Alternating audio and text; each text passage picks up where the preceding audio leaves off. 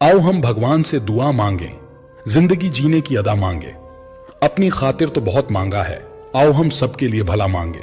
नमस्कार साथियों, गहरे शब्द में आपका स्वागत है। दोस्तों, प्राचीन समय की बात है। एक राजा के पास महल में एक तोता था।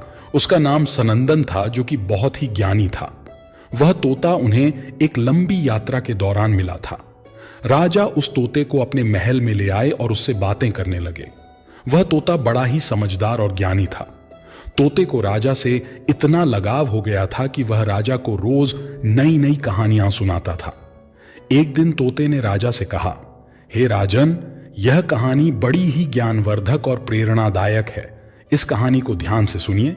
आज मैं आपको एक ऐसे राजा की कहानी सुनाऊंगा जो रोजाना अपनी बलि दिया करता था। राजा ने तोते से कहा, हे सनंदन, तुम अपनी कहानी शुरू करो, हम बड़े ध्यान से सुनेंगे। तब सनंदन ने कहानी शुरू की और कहा, प्राचीन समय की बात है। राजा सूर्यभान की नगरी सूर्यपुर में एक ब्राह्मण रहता था, जिसका विदेशों में जहाजों के द्वारा व्यापार करने का कार्य था। उस ब्राह्मण के 7 बेटे थे। सबसे छोटे बेटे का नाम बादल था।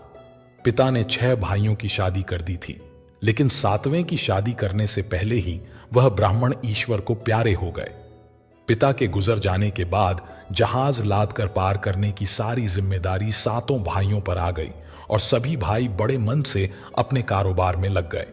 बादल को सबसे छोटा होने के कारण मां, बड़े भाइयों और भाभियों का खूब प्यार मिलता था। वह अपने भाइयों के साथ जहाज लादने के काम में पूरा सहयोग देता था।